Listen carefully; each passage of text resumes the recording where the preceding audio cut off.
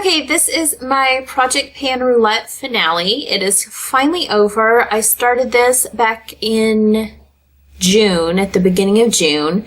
So it ran for 5 months, which is actually a little bit longer than my average Project Pan.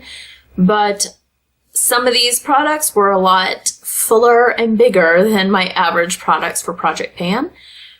So let's get into what I did finish. First, I finished my e.l.f. lip exfoliator, and I actually really did like this. It broke, the packaging broke, so I actually ended up scraping the whole thing out, which was more than I had originally planned to use. I did actually buy another one of these because I do think it's pretty good, cheap product. Even though it's maybe not the best product, it's only $3, so it works pretty well for what it is. And then I hit brush size pan in my Stila Kitten eyeshadow. Like that, which was my goal for this. It was brand new when I started, and it took about 2 months to get this pan. This is a really, really soft eyeshadow, but I actually really love the color. And then I finished my Marc Jacobs Dot perfume. This one was a 1 fluid ounce perfume. I will buy this again eventually, but I do need to finish quite a few other perfumes first. This is my favorite perfume, which was the thing that I picked this for. So I do want to get it again. I would probably, once I'm done with some of the other ones, actually get the bigger bottle and just have this and maybe like 1 or 2 others around instead of quite a few. Then I finished the Holika Holika Sweet Cotton Pore Cover Powder. This was a loose powder, a loose translucent powder, and I liked it okay for a loose powder, which is not my favorite format. But it's a Korean brand, and I would not go to the trouble of trying to find it again.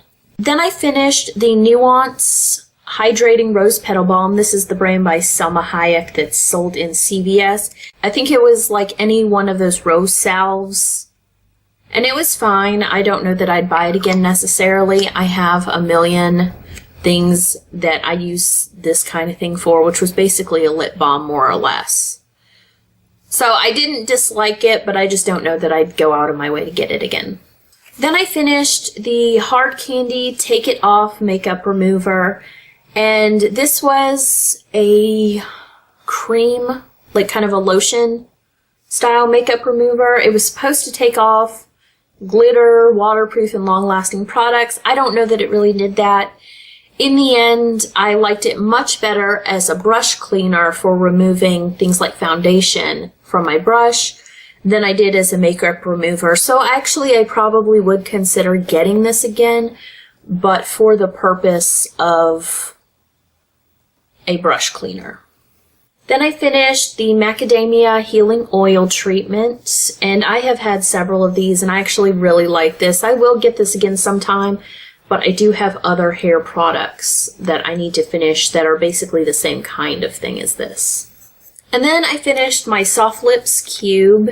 I got it to the plastic part here, so I don't know if there's product underneath it or not.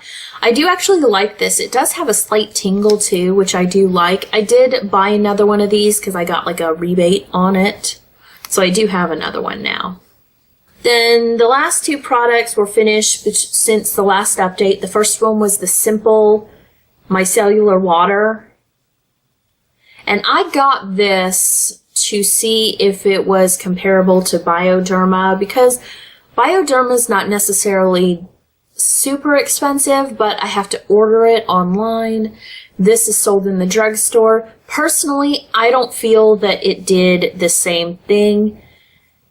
It really felt like just plain water. There's something about Bioderma that, even though it's like the micellar water, it feels like it's actually doing a little bit more cleaning than just basic water would do. This, with long-term use, I felt like it didn't do anything more than like if I just rinsed my face with water, so I would not buy this again. And then I have the Face Shop little mini hand cream like this. And I actually finished this up today. There's a teeny tiny bit left in there, but that's not really much of anything. So I finished this out today, and I'm actually going to keep this little packaging, not necessarily for makeup, but it's a cute little, tiny little jar to keep something in. But I think it's really cute. I probably would not try to find one of these again. I wouldn't say no if someone gave it to me, but I wouldn't go buy it myself because it is a Korean brand. I'd have to order it online. It was a good enough hand cream, but it wasn't so stellar that I feel like I would actually need to go get that as opposed to something I could get here.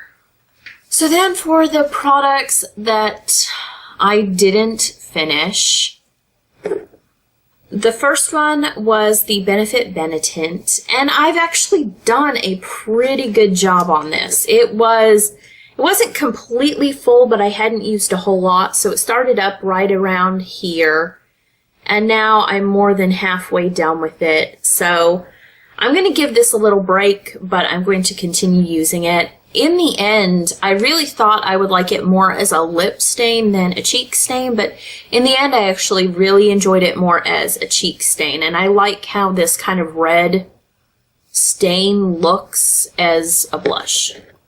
Then I had the MAC Prep and Prime Vibrancy Eye Primer, and there's no way to tell progress on this, but I am so disappointed. I think maybe a month ago it was spitting out air. Like I would have to pump it like 3 or 4 times to get any product out. So I really thought it was close to being done. And then right before the last update, it suddenly revived itself. I can get product out with no problem. It comes out full force. Somehow it develop new product. I don't know, but it is still going strong, and this one I really thought I'd be done with. And then I have the Urban Decay liner in Radium, and it's this blue color right here. And honestly, in like the last month and a half, I've just been really tired of this. I haven't been wanting to wear anything like really dramatic. And this just did not fit with what I wanted to do. I like the color, but the problem for me is having to use it all the time, every day, whether I wanted to use blue or not. So that was the thing. I wouldn't get rid of this because I do like the color. I do think it's a pretty color, but I don't want to have to be forced to wear blue. So that was a problem. And then I have the Tarte Amazonian Clay eyeliner in brown. And I am right there. This is just one of those products that lasts a long time. I think I've done a decent job. You know, I've definitely cleared out. Maybe I had maybe 3/4 of it left, and I now probably have about half of it left. So I do like this, and I like the Tarte Emphasize Amazonian Clay liners. I do like these. So, you know, I don't mind that it's still around, but it takes a long time. I don't wear a ton of eyeliner. Then I have the Lime Crime Great Pink Planet lipstick, and I am right there. It wasn't new when I started, but I don't use this color often because it truthfully does not look that good on me. It can be workable, but I have to layer it and I have to do a lot of stuff to it to make it that way. So a lot of times it's not worth the hassle. I'm not going to get rid of it. I'll still try to use it because these were not cheap, but it's a hard color to work with for me because it doesn't look good straight out of the tube. And I have the Bath & Body Works Peach Bellini hand cream, and I barely used this at all since my last update, which was this line right here. I had this hand cream too, and I decided that this one was likely to be something I could finish. This one would not be, so I put all my effort into this one. So I didn't use this one a whole lot in the past 2 weeks. I do like that scent though. That's my favorite Bath & Body Works scent. Then I had the Urban Decay Polyester Bride eyeshadow, and I have hit pan. It's that much pan. It's not as much pan as I wanted it to be done with it, but I did hit pan, and this, it had a dip when it started. This I've had for a long, long time. So I'll just continue to work on this, and hopefully someday. At this point, I don't know that I'd buy that one again, though, because it is just sparkly white. That's not really my thing anymore, which it was more my thing when I bought it years ago. Then the last thing I added last time, so there really was no chance of it being done, but this was the CoverGirl Professional Natural Lash Clear Mascara. And I used this to clean up the baby hairs on my head. So, and you know, and I didn't really make a dent in this at all. It's hard to tell because this does not sink down. It's this kind of jelly thing. But I used it, but not really enough to make a visible dent in it. That's it for the products that I had with my Project Pan. I did finish 10, I'm pretty sure. Got the 1, 2, 3, 4, 5, 6, 7, 8, 9, 10. Yeah, I just finished 10 today. So I did finish 10 out of the 18 products that I did end up having involved in this Project Pan. So I think I did a pretty good job. I also made some good headway on some of the other products. Some not so much. Some I enjoyed and some I didn't.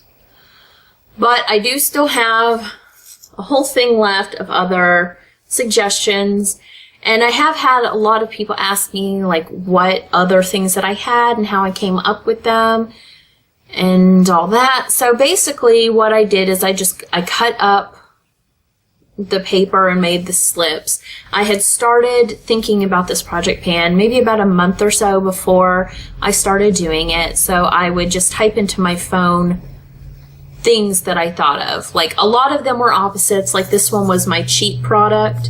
So in there, I also had an expensive product. I had, you know, just anything that I could think of where I could categorize some makeup that I had or some body care. You know, I had my oldest makeup product. I also had my oldest body care product. I also had my least favorite perfume, things like that. And I had a whole list on my phone because as I thought of something, I would type it in my phone. And I sat down to make these. I cut up the paper. It was like 32, I think. So I just picked the best ones that I had. I actually had over 32, and I don't really remember the other ones anymore because I think I deleted that file. But, you know, I just picked the ones that I thought would be the best ones. So I will share with you the other ones that I did come up with. I know some of the other people that are doing Project Pan Roulette have other ones and even a little bit more broad ones. Like, I know I've seen things like just a blush, like, you know, a blush or a bronzer or a free pick or something like that. I didn't do anything like a free pick. I kind of wish I had. So a lot of other people have a lot of other good suggestions too, but these were the other ones that I picked. I have a lip color that I'm least comfortable wearing, a lip product in an unusual color, a product that's been hanging on forever, something that I've been using for so long and it does not seem to end, like that. My least favorite perfume, a product I like, an expensive product, a tiny product, a lip color I have the most of. I'm very lucky I didn't get all these lip color ones. That would have been a disaster.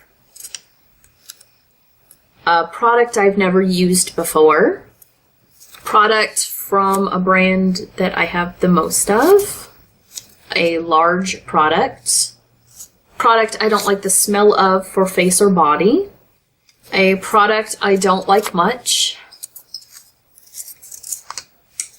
and my oldest body product. So those were the other choices that I have. I feel like I made some good choices, though I wish I had gotten some of the other ones.